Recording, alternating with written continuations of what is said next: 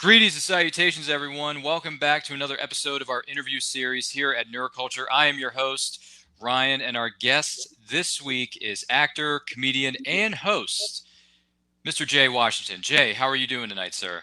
I'm good, Ryan, man. I'm good. Thanks for having me. How are you? I'm doing well, sir. Thank you very much for being with us. We do appreciate it. And to let everybody know who is watching us live, we appreciate that. If you have any questions for Jay tonight, we are going to save some time at the end of the show to take some of your questions. So if you have anything, put it in the comment section. We will be monitoring that throughout the course of the show tonight. And thanks for being with us. So, Jay, first things first, what or who perhaps got you into reading the comic books that eventually led to you watching the TV series and movies? Man, it's a little bit of me and then my friends growing up because I grew up on the south side of Chicago. I always tell everybody that. And when I was growing up, it was hard to go out because it was very violent in the neighborhoods. And so I would always grab them when I would go to my grandmother to like Walgreens. They used to have the comic racks there. And so I would grab comics there and then I would read them and always want to keep getting new issues. And then my buddies would start introducing me to other characters. And so I would read off of them. I would switch off with them. So it was always, always in my life. And then with video games and everything, how video game characters started having comic book characters integrated in them. So it was just always around me. And then with my younger brother, when he came along, we would share books together and we would watch cartoons together and stuff like that. So it's always been in my life since a kid and just to the point where it is now today. Absolutely, absolutely. So, if someone who is trying to get into reading the comic books, are there any specific titles or maybe specific characters or runs that you would recommend to new fans of comics? So for me, I'm not the dude that really goes too much by specific runs. I just like certain characters and certain stories. But also when you say that, when you ask that question, it's kind of hard because it all depends on what the person wants to read. Because you could ask a person, do you just want to see lighthearted and funny stuff? Do you want to see graphic level of stuff? Do you want to see some action? Do you want to see something with a deep story? You know what I'm saying? So it all depends on what they want to see, what they want to see and read.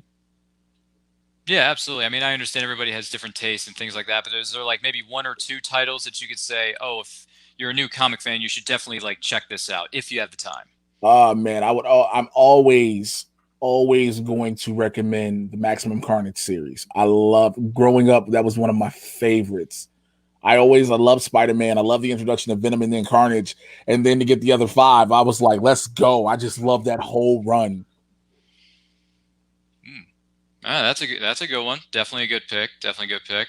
Would it be maybe another title that you would recommend, or is Maximum Carnage like everyone needs to check this out now? It's one of the best things going.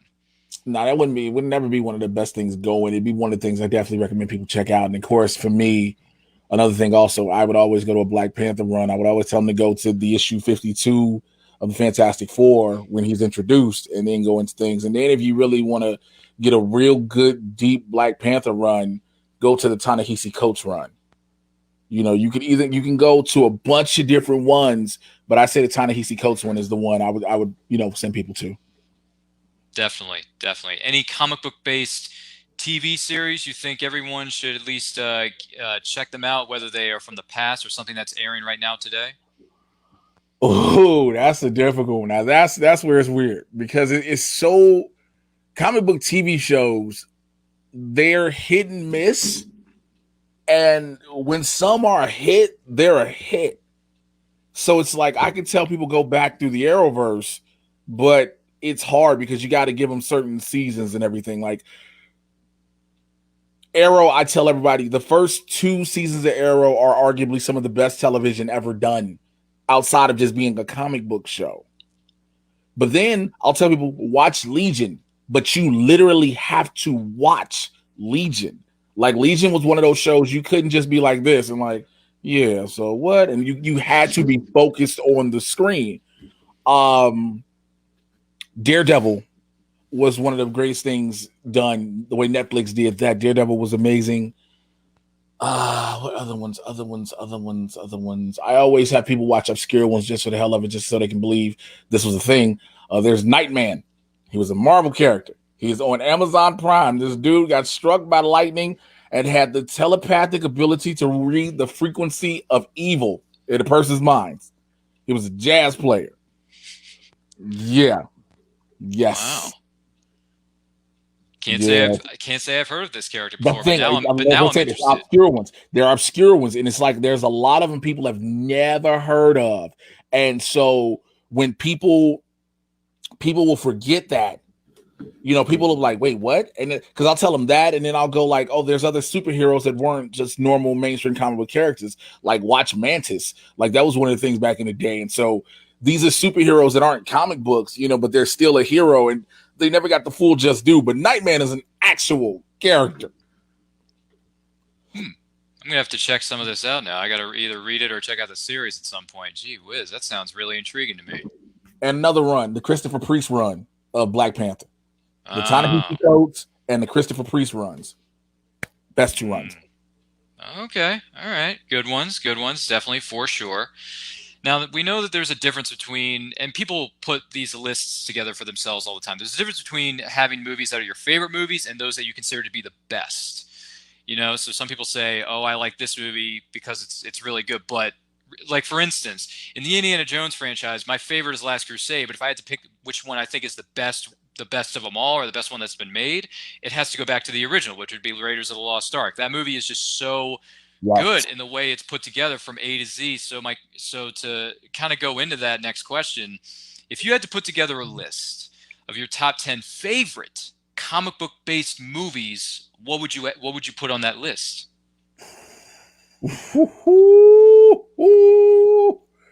See, this is a good one, and the reason being is it's not just again Marvel and DC, because you got to remember, people think when we talk about comic books we think Marvel and DC. So if I'm putting Captain America Winter Soldier on there for sure. I'm Yes. putting Avengers Infinity War on there before I'm putting Endgame, because this was the first time we got a comic book movie that was the villain story. Well, more so Black Panther is the villain story too, if you think about it. But Black Panther goes on that. The Dark Knight goes on that. 89 Batman goes on that.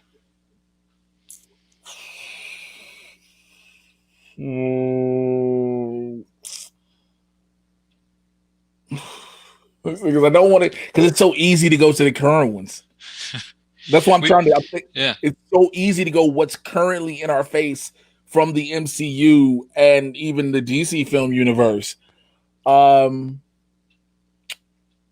movie. Blade and Blade 2. Oh. Blade Trinity. I laughed a lot through Blade Trinity, but it's not the best movie you want to look. This movie where Wesley Snipes didn't even care that he was in the movie. You know what I'm saying? Like, and he was Blade. He was Blade. So it was like, Yeah. I damn. recently did a rewatch of the entire Blade trilogy, including the I know it's the only first two episodes of Blade the series that they did With through sticky Spike TV fingers.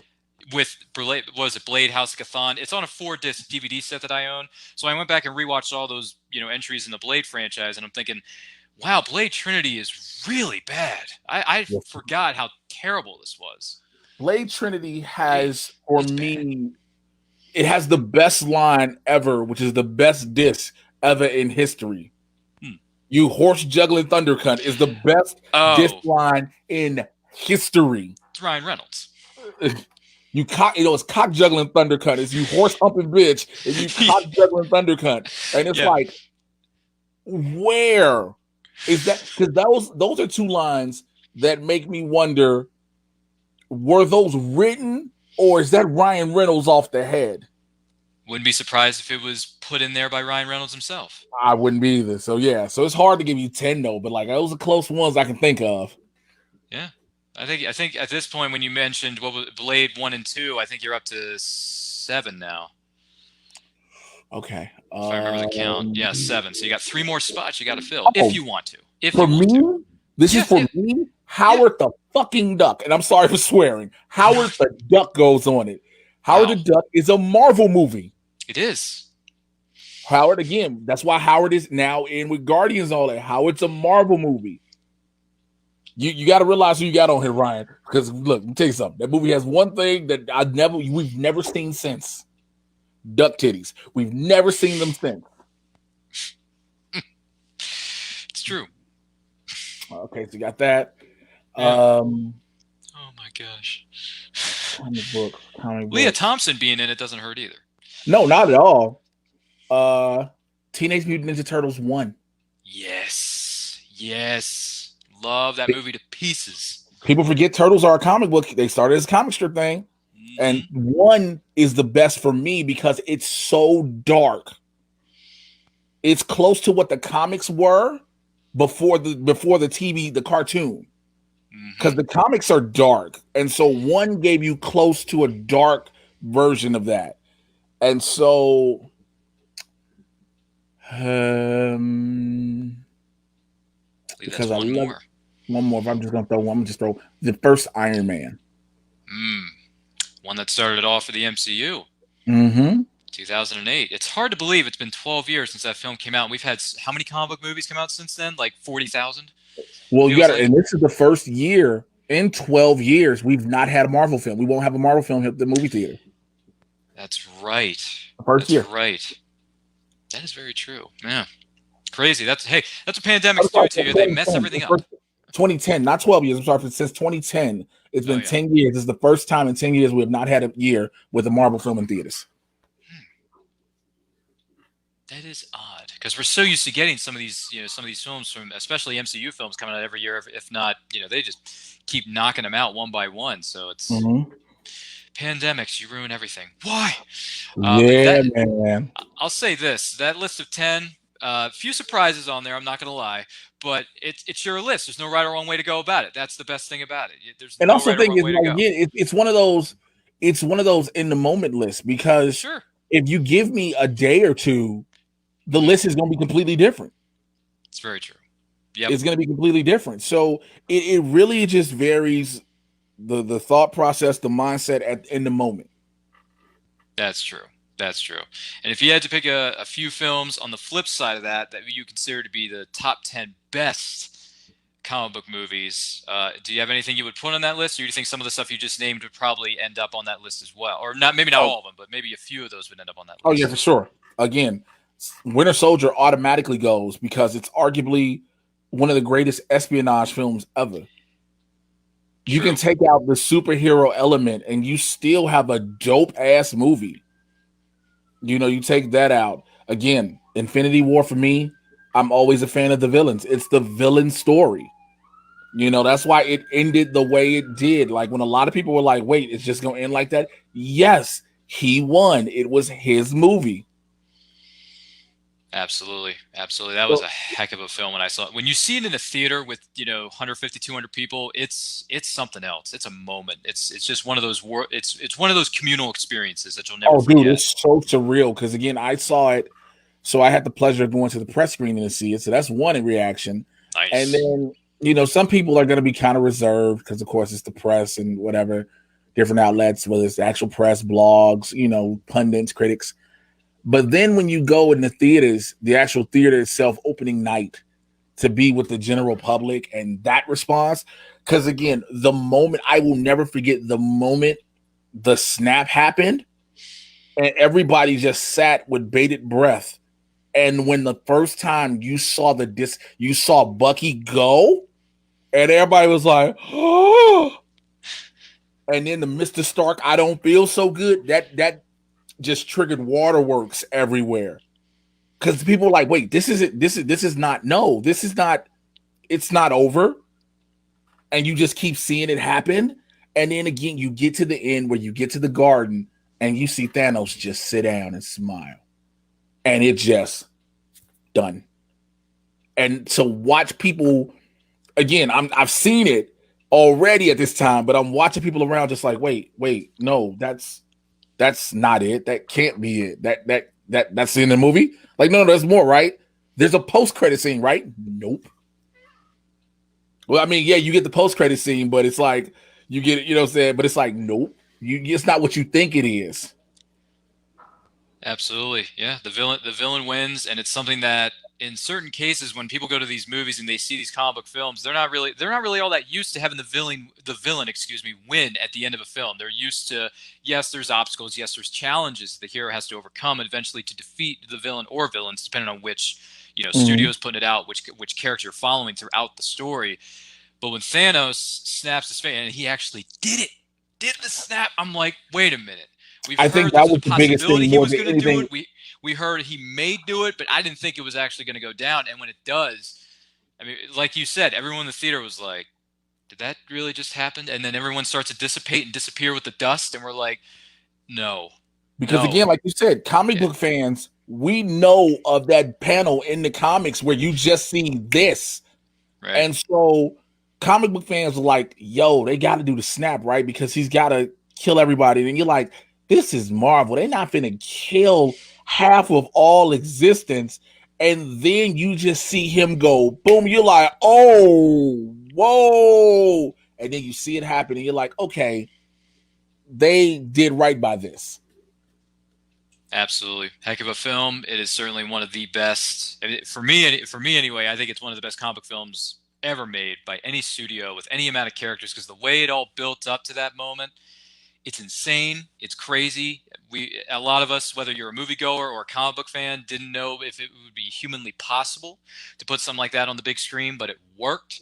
And Josh Brolin as Thanos, talk about pretty much pitch perfect casting. That guy's a beast. He And knows we how to play an nobody evil thought would person. be. And nobody thought, like, we were like, yo, Josh Brolin is dope at acting. Like, yeah, but then we're like, we're talking Thanos. Like, we need somebody because we're naturally thinking we need somebody super jacked up. Not Yeah. because we see what happens with Ruffalo as the Hulk, right? And so we're not really thinking that we really want CGI, but we're like, you're probably gonna have it. But the way they did it with Brolin is what made it work because Thanos looked real. Yep, believed every word he was saying, believed every movement that he made, and when he moves his Mm-hmm. hands and he chokes Loki, and then he does all that crazy stuff on was it the ship carrying Thor and his people at the very beginning? It's like, man, this is serious business. Like you think his crew, the people he worked, his I forget the name of the group of guys that works with him, but you The got Black them. Order. Yes, I'm sorry. Yes, the Black Order. They're doing their thing, but then when Thanos comes in, it's like, oh, this is Well, real again, serious. this was one of the parts in the movie in Infinity War Sure. that kind of should have let us know that the snap would happen. Because again, for the first time ever in a Marvel movie, within the first 5 minutes, you are watching people get murdered, not just destroyed, not just blown away. You are watching murders happen, like Heimdall murdered. Loki's neck is broken with his thumb.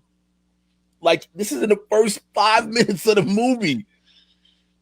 Yeah, by that point, you know that you're going to be on for a wicked and crazy wild ride, and some of your favorites may not make it out of this. So you better stay tuned because there's a lot more to come, of course, within the 2.5 hour time frame. Yes, there is. Any other films that you would want to add to the best comic book movie list for you personally? As of right now, I can't say because again, brain's kind of scrambled. It's been a long day No, it's flying and cool. It's cool. work. I know I'm Yeah, kind of putting you on the spot. I just thought I would pose the question. But moving no worries, into no worries. moving into something else that may not take, hopefully, won't take as much time. Trying to come up with a crazy, good-looking list of comic book movies. There is something that has been going on the internet for a number of years now, and this is something that is called the movie trivia schmodown. It's Mm-hmm. basically a combination of a bit of a UFC slash WWE meets trivia feel, where they put competitors, they have singles matches, they have teams divisions, they have the Inner Geekdom division, and they have the Star Wars division. They put those competitors in the ring, and they find out who is the best competitor of them all within certain divisions. And there are lots and lots of competitors over the years. There have been factions, there have been managers. Mm-hmm.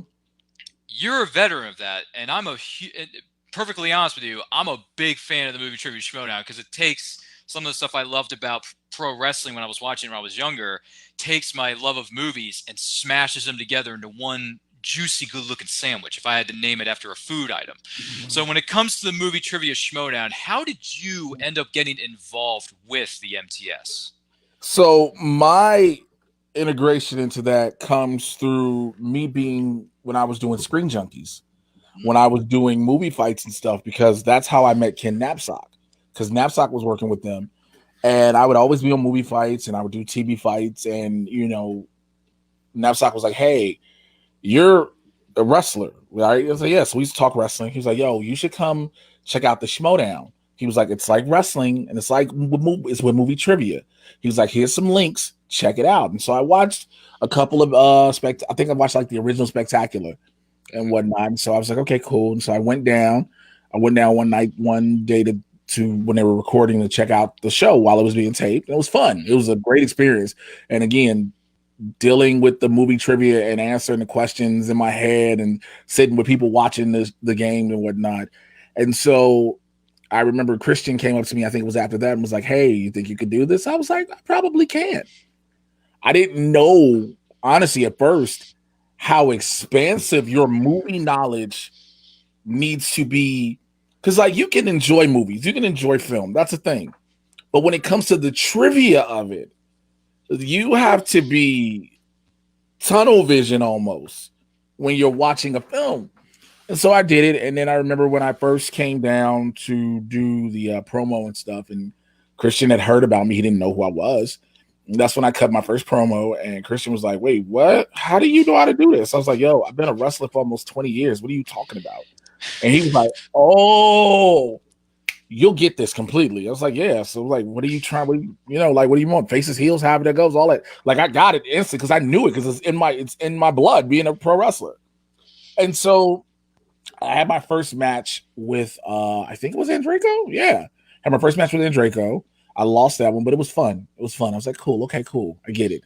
And then again, I wanted to keep playing around with it. And he was like, Christian asked me, how did I feel about being a manager? I was like, I don't care. I don't care. I'm on camera. I don't give a shit. That's all I felt like. I'm on camera. I don't care. And so, because at the point, like, it's cool playing the game, but again, as the personality, as Jay Washington, the personality is Jay Washington, the figure that knows he wants to get himself known out there more and get his name out. Yeah, I'm on camera. I don't care.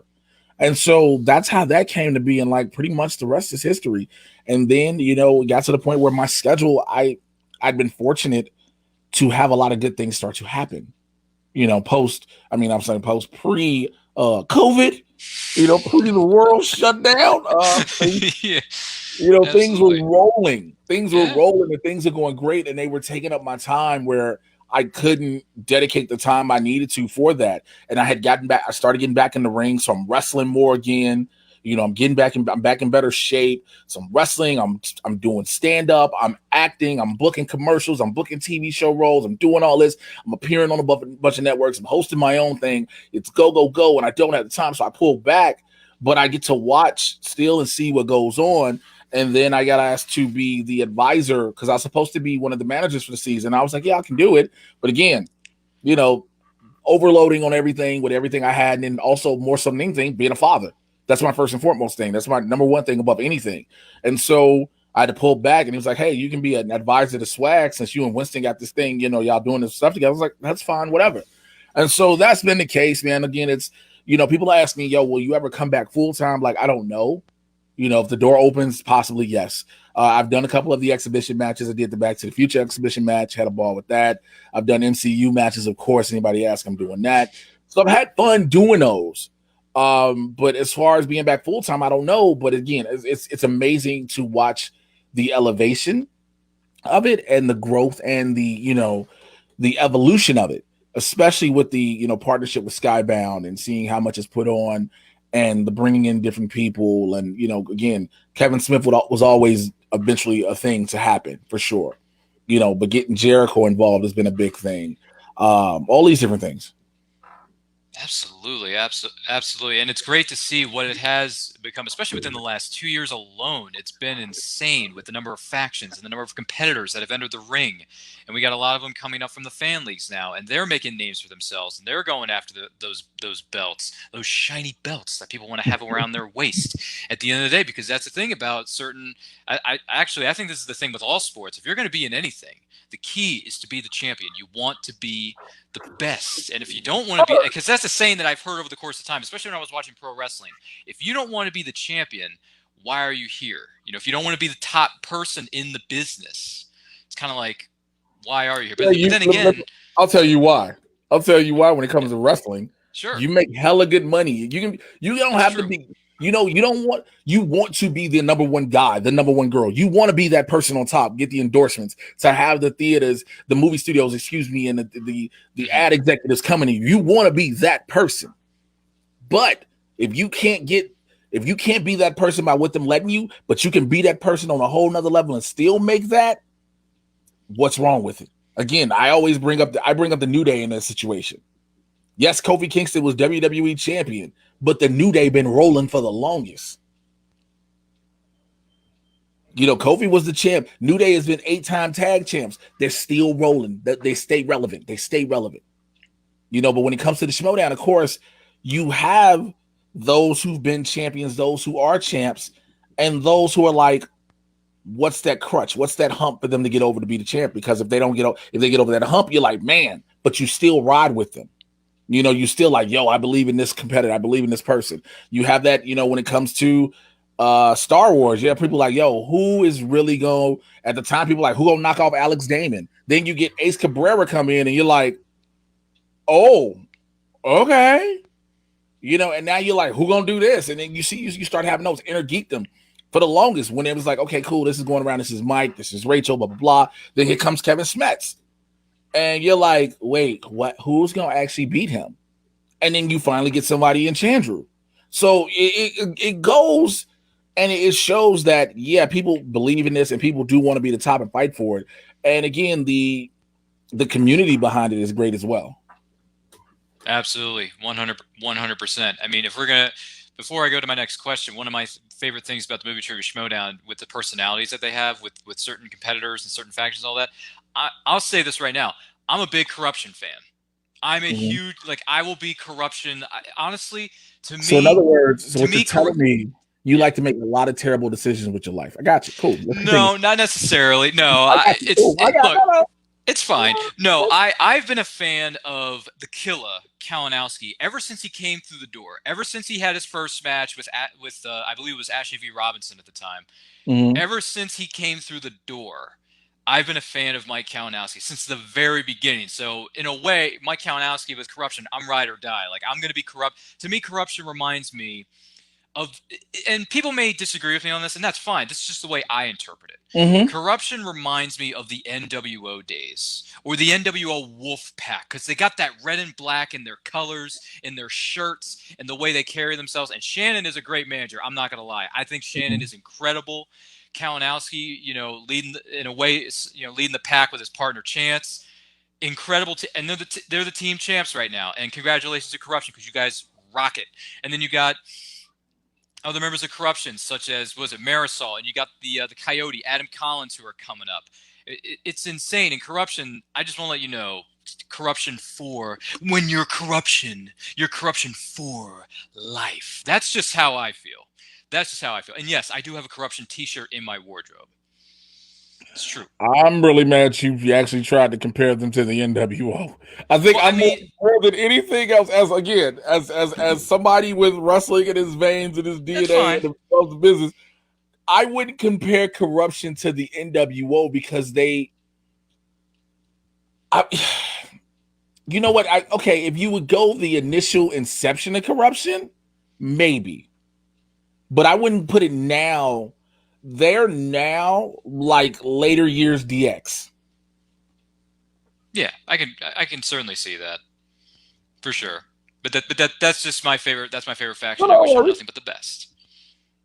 And that's just how I interpret it. But going back to your time with the movie Trivia Showdown, and like you said, you're taking, you can't commit to it full time. You got other things on your plate. Completely understandable. What did you enjoy more? Did you enjoy competing or managing?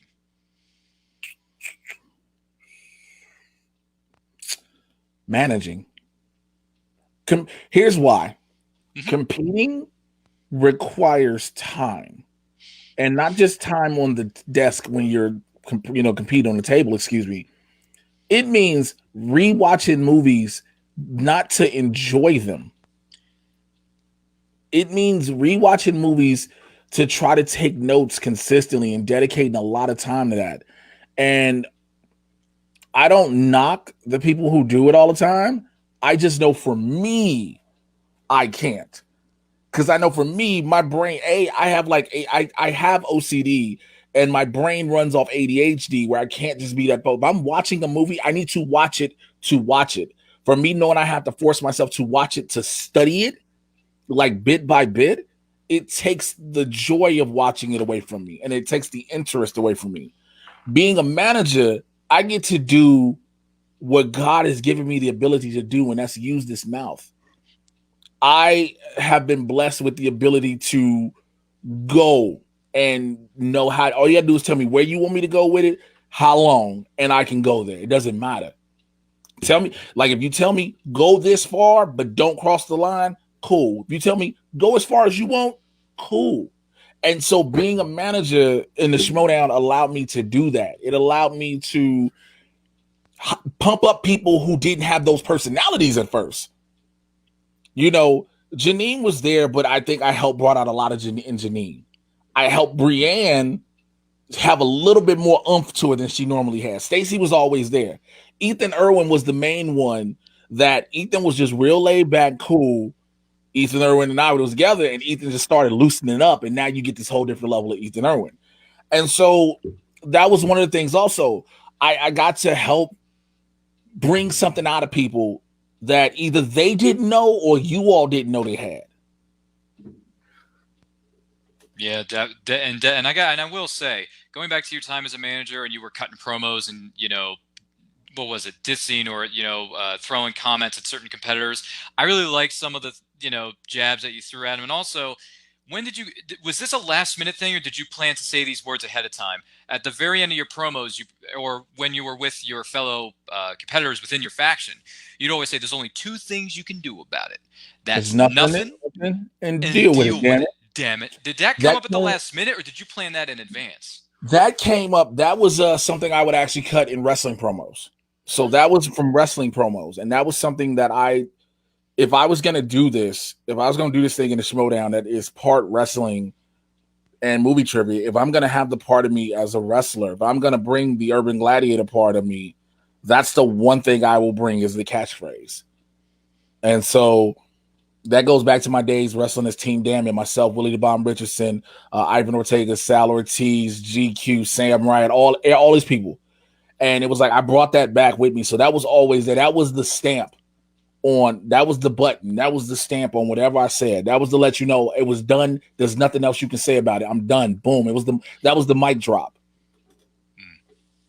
Awesome. And I really liked it when you did it too. Whether it was with your fellow competitors and they were saying, like you were saying, I think there was a promo you were cutting with Ethan Irwin one time, and he was like, and he started to say your words, and he's like, "There's nothing. There's two things you can do about it. Nothing." And then you pull the mic over to him, and he's like, "Deal with it. Damn it." And then we done? We good? And then we just walk away. I thought that was, in a way, I thought it was hilarious because Ethan's probably not, certain ways he's not used to cutting certain promos like that, but you are just so used to going from 0 to 100 at whatever kind of, pace you want to go at. And that's the thing too. That's another thing. Like it would literally be like that. Like I told you before we started filming, before we went live, that today's been a busy day. And I had to be at the airport, flew from Chicago back to Los Angeles, had to get in, immediately set up, prep, and do blurs and blah, blah, blah. But those were days like I would go into the studio for the Showdown. I would have a busy day, or I'd work my bouncer gig at night. I'm off work at 3 a.m, back up early to go film. And so I'm in the studio just dragging. And so I have no real energy. I'm just like, yeah, okay. I got Christian or whoever he has help producing. It might be Megan at the time or whoever, just like, yo, this is what they need you to say. And I'm like, all right, just let me know when. They're like, they put me on my mark, and whoever I'm with, if it's Ethan, if it's Janine, whatever, put me on my mark, and as soon as they say, all right, action, boom, I'm into it. And everybody's like, where the hell did that come from? And I'm like, that's the performer, that's the entertainer in me that knows when it's time to go, it's time to go. I'm not going to sit there and say, oh, you finna get a half-ass promo out of me, because if I'm going to give you a half-ass promo, I might as well not even do it. I might as well not even do it. I might as well just say, look, I'll let you just talk, and I'll just stand here. But it was always I had to set the standard and raise the bar no matter what. Definitely. Definitely. Do you see? I mean, if you've had a chance to sit down and watch some of the more recent matches and things that have been going on within the Showdown, whether it be storyline or faction-wise, do you see any competitors that you think could potentially be the next big thing, or the next perhaps even future I've champion in yet to certain really. divisions? I haven't had time to really sit down and watch any of the matches, so I really couldn't say. Oh, that's fair. That's fair. That's fair. No worries about that. So, what was it that inspired you to create the Mad Titan podcast? How about that? So, Matt Titan actually, if it doesn't, so I'll go back to 2015, and Bobby Hill and I are doing the Trusty Sidekick podcast, and that's where the resident supervillain and resident superhero came from. And we have been doing that for a couple of years. And we started out when we were both living in Chicago together. We were doing it remote, where I would be here. He was still living in Chicago till he finally moved out here, and we were doing episodes here. And then eventually we ended up having creative differences over what we wanted to do with the podcast, how we wanted to proceed with it, where we wanted to go forward, and so on and so forth. And so we dissolved it. And it was for like a couple of months. I was sitting around. I was like, yo, I still want to do this. I enjoy talking and stuff. I had fun with it. I was like, I know the fan base and the following is still there. If I just say, yo, just switch over, I just got to figure out how to do it. And so I'm a religious dude. So I literally sat down and I prayed on it. I literally prayed on it. And I asked God to give me some guidance on what to do. I was like, yo, just do your thing. And so when it came time to figure out, what am I going to call this? What am I going to call this? And I was always like, again, I'm the resident supervillain. What can I do? What could really make this thing pop? And something just said Mad Titan. And I was like, what? And so I started Googling and looking around. And I was like, couldn't find it. I was like, the Mad Titan podcast. And I was like, okay, I'm just going to go ahead and do it. Because the very first episode, I'll never forget, that was the most, I've never been nervous recording an episode of a podcast before as I was that one. And because it was literally me saying, hey, Trusty Sidekick is no more. This is just me. If you've been rolling with me, please just stay with me now. If you thought what we did then, I'm going to step it up some more here. What I couldn't do then, I'm going to do now. You know, all these different things. And the rest has been, dude, it's been amazing. The ride with it has been phenomenal. The love for Mad Titan is amazing. Like, I go places now when I'm in different cities, and people will see me, they be like, yo, I love Mad Titan. And I'll be like, damn, okay, thank you. And people even have understood, because it's just me. Because I'm always open on the podcast. One thing I've always been with everybody who listens to Mad Titan is, I'm going to be real raw and straight up with y'all. So I tell people, if I missed a week or two, look, it's just me. I got other stuff I'm trying to do. I don't forget about y'all, but you got to bear with me. When I give it to you, I'm going to give it to you. People like, yeah. And then I end up giving, you getting a better episode than what I probably would have given you before. You get more content than I would have given you before. And so, like I said, the love on that and the reach. And then when I found out, when I knew I had something, when I started I was being on these different internet networks out here and going to these different offices and studios, and these people on these TV shows that are Marvel and DC know who you are from what you say and will literally tell you about some of the stuff you're talking about. When I started having people behind the scenes who would hit me up like, yo, this is what's happening. You ain't here for me. I'm like, cool. So that's how whenever I'm dropping or breaking stuff on Mad Titan, like, I will always stand by me breaking stuff about Crisis before anybody else did. Because I was told a lot of stuff by a lot of people and like different things. And so it's just been great, man. It's been a lovely thing. I actually got to record. I probably do it tomorrow. I got to record episode 75. But it's just been great. And like I said, it's surreal. Because if I used to be, and even back during Trusty Sidekick, Bobby will tell you, I used to be, before doing Trusty Sidekick, I'm sorry. When I was on the radio in Chicago for 4 years with a show called Educated Insanity. It was myself and J.R. Bang. And it was at a point when podcasts started being a thing, the station wanted us to take the episodes after we were done and have them dropped in the podcast format. And we would have the interns do it or whatever. And I was like, man, I don't care about no podcast. But then podcast became this thing to blow up. And so I never thought that I would have one, especially being a black dude, being a nerd one, because that's the one thing I was like, yo, it's probably a bunch of black nerd ones, but I wanted to make sure mine was different than anybody else's. That is incredible. I mean, congratulations on that, by the way, with Mad Thank Titan, you. everything you've been doing the last number of years. One of the things that actually this was yesterday was International Podcast Day. So a friend of mine and I, who's a fellow podcaster, his name's Thomas, he and I did a quick show just to say, hey, happy International Podcast Day. Here's why we love podcasting. Then he went into his reasons why he enjoys doing it. I described my reasons for doing it. One thing that I forgot to mention yesterday, and I'll bring this up now.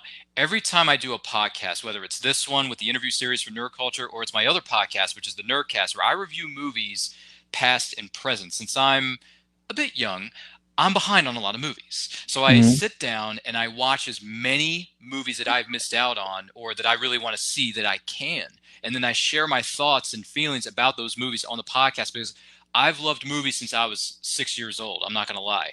I love movies to pieces. So anytime I watch a movie, I want it to be, we all walk in there to a movie. We want it to be good. And we've all had our days where we walk out of the theater, we walk out of a room, we're like, that was not a good movie. What possessed someone to put this piece of what together? But at the end of the day, Waterworld. Yeah, like one of those movies. It could be like Waterworld or something like that. So at the end of the day, the reason I do these podcasts is because not only do I love to share my passion of movies with our audience, but I try to make every podcast as if it's my last episode. So I try to be as informative, but also as entertaining as I can possibly be. That's one of the things that goes through my mind when I'm doing a podcast. I mean, I know it's different for everybody because all podcasters are different, but I'm glad that you brought up, some of the things you've been doing with Mad Titan and, how you kind of got into it and why you do it. You're real, raw, and you just put everything on the table. I respect I respect that. Thank you, man. I think that's it. For me, the thing was, like I said, I didn't want to be like anybody else. All I wanted to do, no matter what, is I wanted to talk about the nerdy stuff that I love to talk about. Sure. But I wanted to talk about it as me. I didn't want to have to go on mic and be somebody different that when you see me in person, it's a whole different ball game. I wanted to let people know the Jay Washington you hear on Mad Titan is the Jay Washington you'll catch walking down the street somewhere, see on a bus or a train, or catch at a Comic-Con whenever they eventually happen. You know what I'm saying? That's the same person. And that was one of the biggest things for me. And like I said, I got to do that on Trusty Sidekick. But again, we split that up. We dissolved. And so I wanted to keep that going and even be even more rawer with it as to who I am. And I think that, like I said, I think that is also what it contributes to the success of it because people respect me being just real. For sure. And we wish you the best of luck as you continue to go through with the Mad Titan podcast and all the other stuff that you're doing. So to take things to a little bit of a different direction, if you will. And by the way, for those of you who are watching us, we really appreciate it. If you have any questions for Jay, feel free to drop them in the comments section. We're about to get to audience questions portion of the show. So if anyone's out there, feel free to drop it in the comments. We will be monitoring it as we go throughout the course of the night. So Jay, here's something for you. Mm-hmm. If you could be guaranteed one thing in life besides money, what would it be? My kids' happiness. My kids' happiness. They are everything to me. My son and my daughter are everything to me. They're the reason why I bust my ass every night and every day. I just want them to be happy, them to be content, them to have what they want. If that means my bank account is a zero, I'm fine with it as long as they have it. So making my kids happy is all that matters to me. Awesome. Definitely. If you could instantly become one, what would you want to be an expert in? If I could instantly become one, yeah, what would I want to become an expert in? Yep, could be anything. Ooh, that's a tricky one because it's a couple things. So off the top of my head, because I was gonna say parenting at first, but then I thought about it like, no, there's no such thing as an expert in parenting. You're only an expert with your kids, and then you ain't even an expert then. Actually, it would be what's in my heart, wrestling. I want to because I pay attention to what the business has been, what the business is currently and where the business is going. And to be an expert in that is to understand that, but it's also to understand all of those and meld those together. There's so many experts and so many people, so many experts, so many people who've been in the business for decades who try to just stick to what tradition was of the business. And, you know, I get one of the biggest things about wrestling matches for those who don't understand, pro wrestling is about psychology. It's a story being told in the ring.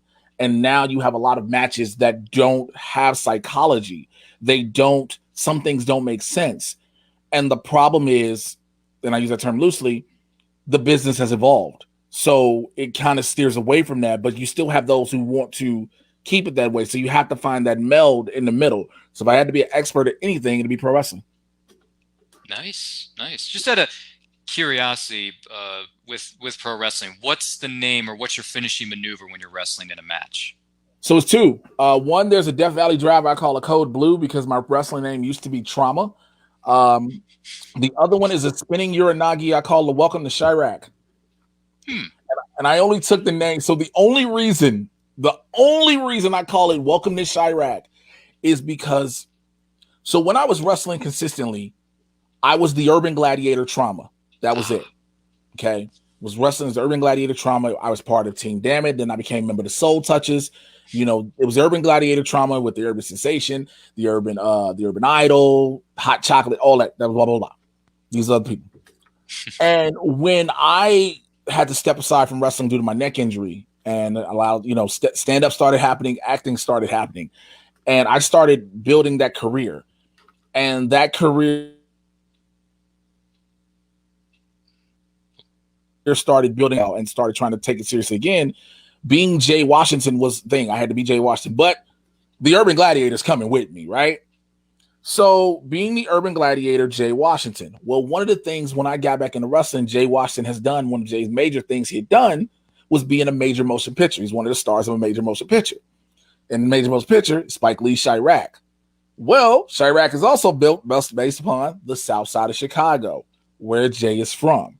So I figured if I was going to have a finisher, I wanted to call it something that was an homage to home and what people now know Jay Washington from.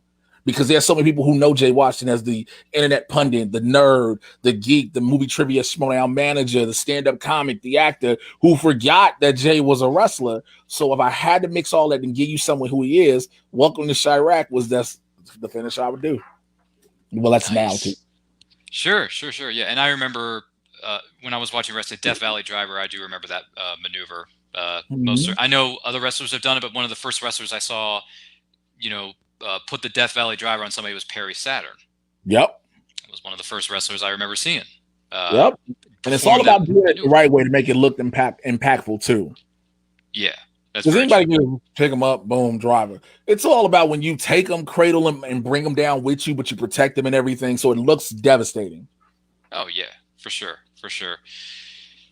What's one bad habit that you are trying to get rid of? Sweets late at night. I already know what that is, beyond sweets late. I am, man. Look, ain't no thinking about that one at all. Bro, I got a bad late night sweet tooth, and I be trying as much as I work out. Like like I told you, I'm exhausted, but I'm drinking coffee now. And when I'm done with this, I'm gonna take a couple of pre-workouts, and I'm gonna do at least an hour workout to get my body still going. But late at night, no matter how much I work out, I will find a way in my kitchen to have something sweet, even though my body will tell me, "What are you doing?" I was just home in Chicago. And one of the things I found, so there's this thing, these Reese's peanut butter cup chocolate peanut butter cupcakes, freshly. These things are amazing.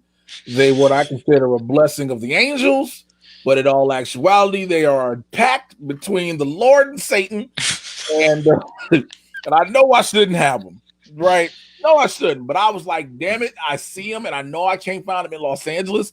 I bought 2 packs of them while I was in LA, brought them back here. They are sitting on my dresser. Now I play a game with myself called How Long Will They Sit Here Before Jay opens them up at 12 o'clock at night? Whew, man. My late night sweet tooth is it's the worst. Like I'll find myself now. Sure. because I have a mini fridge in my room. I'll drink a muscle milk. I'll drink a muscle milk at night, so at least I know I got that sweetness out my system. But it's protein, it's healthy, it's not dairy. I'm good. Let's go. Like I gotta do that. Wow. I love it. I love it. I love the answer. I love the answer. Hey man, you asked for the truth. That's the honest to God I, truth. I love it. I absolutely love it. Don't get me wrong. Do not get me wrong. So to kind of in a somewhat of a different direction, somewhat. What are you currently? Let me rephrase. What are you currently curious about? Could be anything. Could be a subject matter. Could be something you want to learn that you haven't gotten around to yet. What? Oh, what am I currently curious about? All right, ladies and gentlemen, buckle in for this part. How is anybody in this country a Trump supporter and literally try to hold true to what they say? How can you tell me you support a dude who's a racist and a bigot and think that you aren't? Like you, how can you be an undecided voter? Oh, racism isn't the breaking point for you. Kids in cages aren't the breaking point for you. You're like, but what about Biden? Look, I get what you're like. Well, he wrote the crime bill in '94. This was 26 years ago. We have moved forward. I am from Chicago. Some niggas need to go to jail. But you are telling me that the dude who has been openly accused of rape and racism on a daily basis, you're like, I don't know if I don't want to vote for him. What is wrong with you people? That is what I'm curious about. I opened the door and he walked right through it. But I would. You Open the door, walk right through it. You never know what you're gonna get on this show with our interview series here at Neuroculture. That's one of the things I want to say to that. What's the worst job you've ever had? Oh, the worst job I've ever had. Yeah. This is kind of a difficult because I literally have had a lot of jobs in my life. I was a lawn care technician for a lawn care company out in Chicago. It's a pretty big company that does it. Sure. And I would be doing lawns, spraying fertilizer, weed killers, and things like that. And people were supposed to put their dogs away, and sometimes they didn't. Or also, and people would think this is a bad thing. This isn't a bad thing, but for me it was.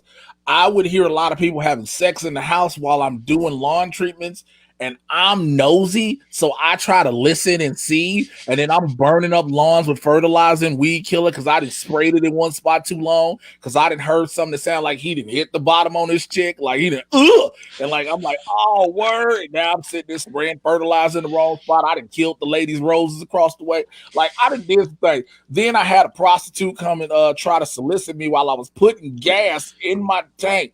She told me for $30 I could take her in the back where the fertilizer was and get it in. I said, ma'am, I am not about to go to jail for those $30, first of all. Secondly, if I'm going to have sex with you on fertilizer, what does that say about my penis? I need to respect my penis even more. Not the fact that I'm just I'm horny. Also, for $30, you know what I'm saying? I got to pay you to have sex. You know what? No, we're going to get in the bed. I'm going to go get a pallet, put a blanket on the floor or something. We're not going to have sex on top of 80 pounds of fertilizer. And so I had that happen. I had the police pull me over one time thinking I'm trying to harass the neighborhood. How in the fuck am I trying to harass the neighborhood? I got a beige shirt, some green work pants on, and galoshes. What type of harassment am I doing with a box rhino truck with a clipboard that says I'm finna do these houses? Like, the worst job. Wow. A lot of chronicles. A lot of chronicles during that job and situation, I will say. So kind of bring it back, if you will, onto the nerdy side of things, with the nerd culture side of the tracks. What's the favorite thing you've bought this year that's kind of nerd related, whether it's a statue or an action figure or a comic book, something like that, or if it's a movie prop, could be anything. What would you say is your favorite item you've bought this year?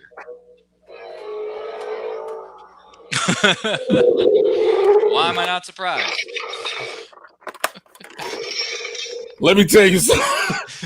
I am a grown man who was upset with UPS because they did not deliver his gauntlet on time.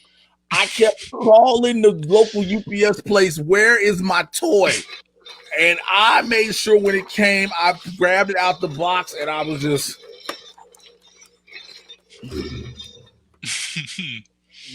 Does this answer your question? What's the I'm favorite? sorry. First I of all, can't help myself. it's been during quarantine. I ain't had nothing to do. Do you understand how fun it is just to sit home sometimes on Instagram and just scroll through pictures and send replies and DMs like, hey, what you doing, shorty? Like I'm scratching myself with this. Oh man, but that's a great item to have.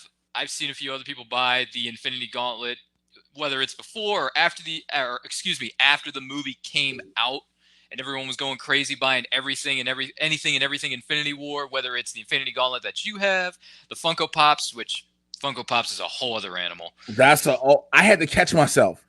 I hit a point. I started getting a few here and there. Mm-hmm. And then when the Black Panther set came out, because I remember they gave us a few at the press junket, and I was like, I need more of these. And then I started actually paying attention to the Funko stands at Comic-Cons. And when you pay attention and realize 3 for $25, oh, now you find yourself budgeting life decisions. I don't need to pay my cell phone bill. Can I get home in an Uber? Possibly, but I need Thanos. Like, I need the set. And that's the problem, because when you get one, if it's a certain one, you will look and be like, well, I can't just have this one. I need the set. And it's, whoa, boy, stop myself on that one. Yeah, I started buying a few Funko Pops. Then I went into the deep hole of like, I need more, need a couple more. So I ended up buying some more. And then eventually I thought to myself, I need to get rid of some of the stuff because I'm running out of space in my home, and I need to save that space for other collectible items. So I sold off half of my collection. I still got some left. The ones that I really, really care about are ones that I can't really see myself parting with, respectfully. That's just how some of those I have. That's how I feel about it. So I got a bunch of Star Wars Rise of Skywalker Funko Pops in my closet I'm looking at right now that I've been like, yo, what are you going to do with these? Like, why are you keeping them? Like, they're just here. They're in their packages and just here. Most of my collectibles are still what is it, bagged and boarded, or back and boarded. They're still in their boxes and all that stuff. And I got storage containers in my basement, and I'm thinking I'm going to need to buy another storage container because I'm buying too many collectibles. I need to be able to put all these things away and somewhat organize them a little bit. I'm still a little shaky on that, but that's something I'm hopefully one day, probably never, but one day maybe I'll work on. Not sure. I will say that if I had to name something nerdy that I bought this year that I'm really happy with, it's not here in my space where I am right now, but one thing I was really happy to get. I grew up on a TV series in the 90s called Superhuman Samurai Cyber Squad. Yo, I was looking at episodes online the other day on YouTube. Really? Yeah, dog. Sam and all them. Yo, with Kilo Khan was voiced by Tim Curry. Yes. And he was called Malcolm Meat Puppet. It was Meat Thing. Yeah. Meat Thing. It's like my name is Malcolm. Okay, Meat Thing. Yo, let's kick some gigabutt. Let's samurais, guys, bro. Between that and Tattooed Teenage Alien Fighters from Beverly Hills, I was going down rabbit holes on YouTube a couple of months ago. Yo, so you found Servo, all the rest of them. I can't remember the Servo. There was oh god, it's not Dragon. That's Count Dragon. I'm thinking of Masked Rider. But there was oh gosh, the names are I'm trying to see the name. It's killing me. But I got the 9-inch version of Servo that I never had when I was a kid, and I'm thinking to myself, I've waited for this moment for a long time because I love this. I loved it back in the 90s, and I have both the complete series on DVD over here in my DVD set.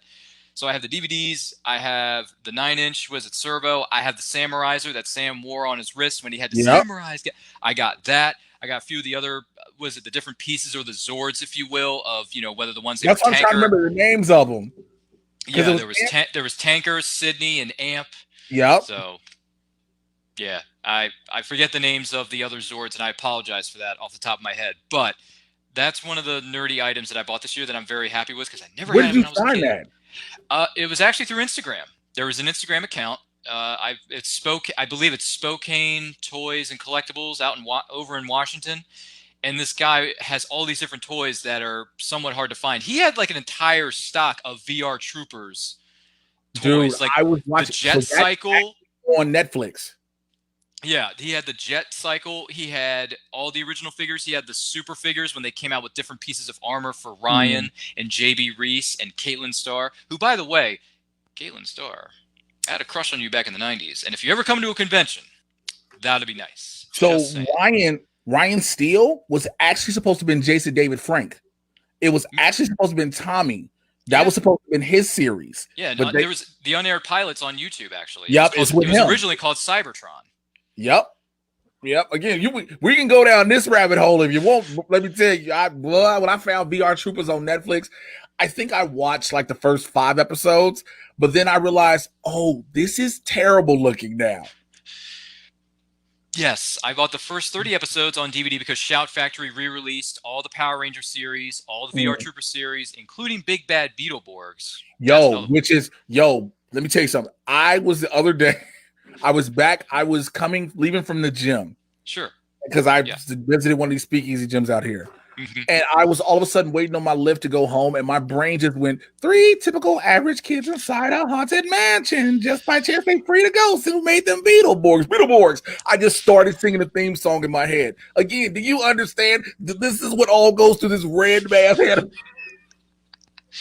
Yeah, I watched the first 30 episodes of VR Troopers on DVD, and I thought to myself, okay, after the 5 or 10 episodes, I'm done. I can't do this. This is just. You remember how bad Jeb looked, the dog trying to make him talk? Like in hindsight now, when we look at it, you're like, terrible. That is terrible. The fight sequences, the civilian fight sequences and the theme songs, especially the fight songs, oh my goodness, was that soundtrack killer in the 90s. Mm-hmm. So actually, one of my homies now was on VR Troopers. No. Percy.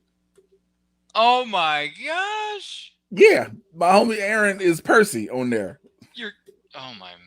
Yep. You're kidding. That is something. Man. He was, correct me if I'm wrong, he was the one in the suit, right? Always taking pictures with a camera and stuff. Did he wear glasses on that show? He was the nerd, yeah. He was the nerdy one. That was him? Oh my gosh. Oh, that is really cool. I'm not going to lie. That's one of the things too about this industry I work in and just being a part of it, whether it be interviewing somebody or I've been on sets working on the same TV shows, commercials, or films with people I grew up as a fan with. And I got to remember, we are at that moment, my fandom has to go away because we're peers, we're co-workers. And I've been myself like, okay, you just got to go to work. Like, oh my God, it's just been, dude, I've had those moments. Man, if you could hit the reboot button tomorrow and reboot any of these 90s series that we've been geeking out about, and we can geek out all night, folks, I'm not going to lie, but if you had to hit the reboot button right now, what series would you want to reboot and why? It could be VR Troopers, it could be Superhuman Samurai Cyber Squad, maybe Big Bad Beetleborgs, or even Masked Rider or Mystic Knights of Tir-Na-Nog. Mystic Knights of Tir-Na-Nog, just so I can hear forest before me, earth around me, air above me, water through me, and fire beneath me. Water beneath me and fire within me. Just when you had the fact when you found out Rowan was Maeve was Rowan's mom, and then the monster dude she had, like Mystic Knights of Tir-Na-Nog could have been so much more. It could have been so much. It was good for what it was, but I feel like if you rebooted that, but more so in this day and age, with the technology we have now, give me Superhuman Samurai Cyber Squad. I want that so bad I can taste it. The theme song alone is killer. The suits, everything that people did when they were wearing it, and it's just insanity. You know what I think? I'm about to write up this, because again, you can literally pitch the exact same story. Like the story doesn't have to change. You just make it look better now.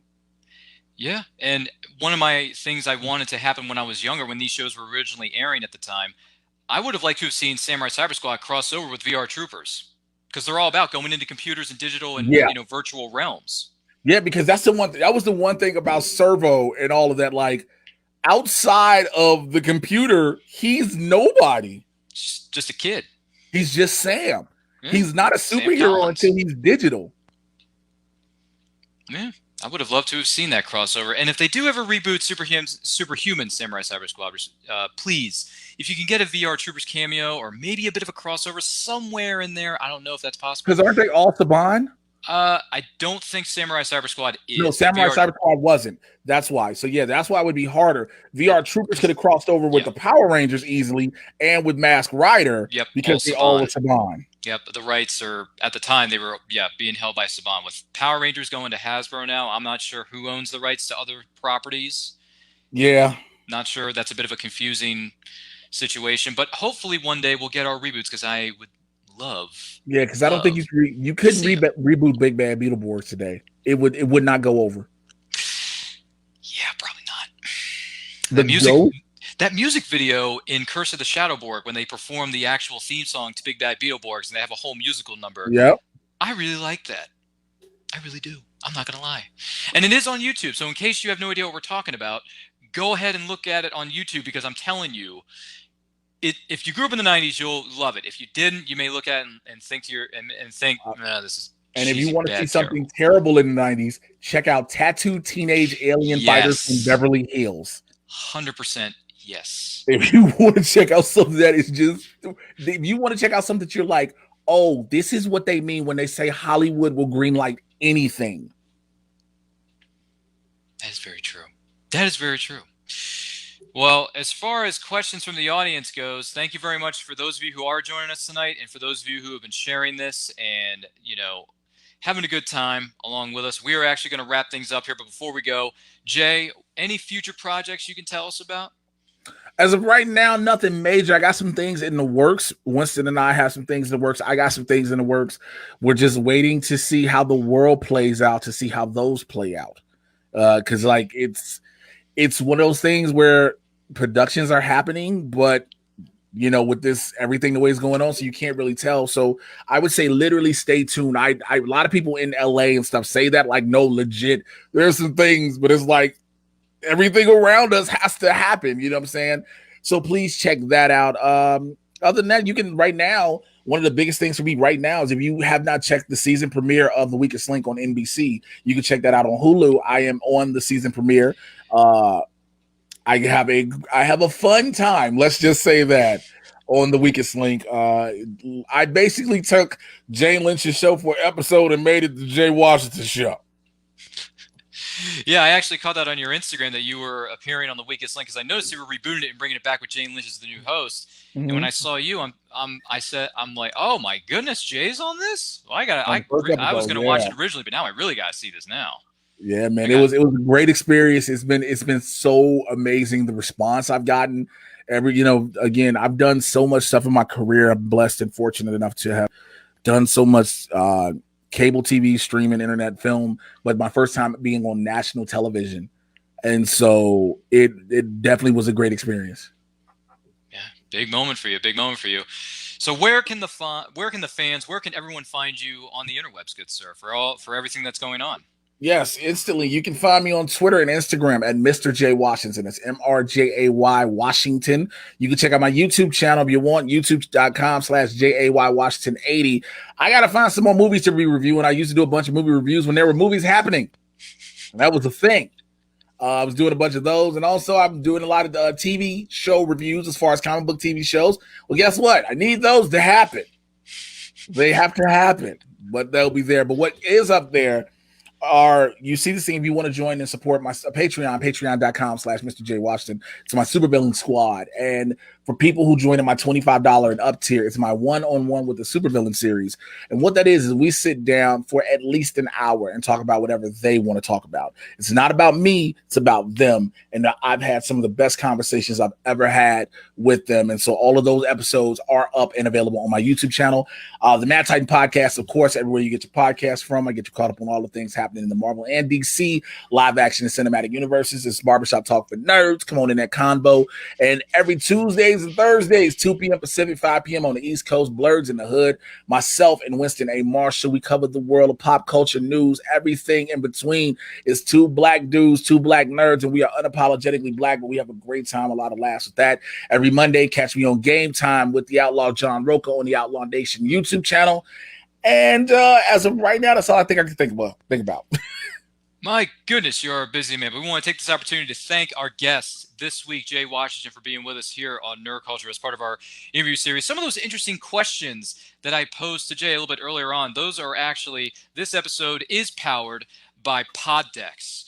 Poddex are the hottest new tool for podcasters looking to have more meaningful conversations or gamify their podcast. Simply shuffle up, ask a question, let the content roll. Get yours today at poddex.com. Use the promo code NERDCULTURE for 10% off your order. And this ridiculously good-looking shirt that I am wearing right here, right now, that says 250 subscribers on it, that is one of our many Nerd Culture t-shirts you can find on our Redbubble. Make sure you check us out there. We just passed 250 subscribers a few weeks ago. We are so thankful for everyone who has supported us and who has liked, commented, shared our videos and our content. Thank you so much for doing so. But you can follow me on Twitter and Instagram at RyanRPM5 and check out Nerd Culture on Facebook, Twitter, and Instagram at It's Nerd Culture. Check out our YouTube channel. Like, comment, subscribe, do all that stuff. We'll see you next time. Have a good night, everybody.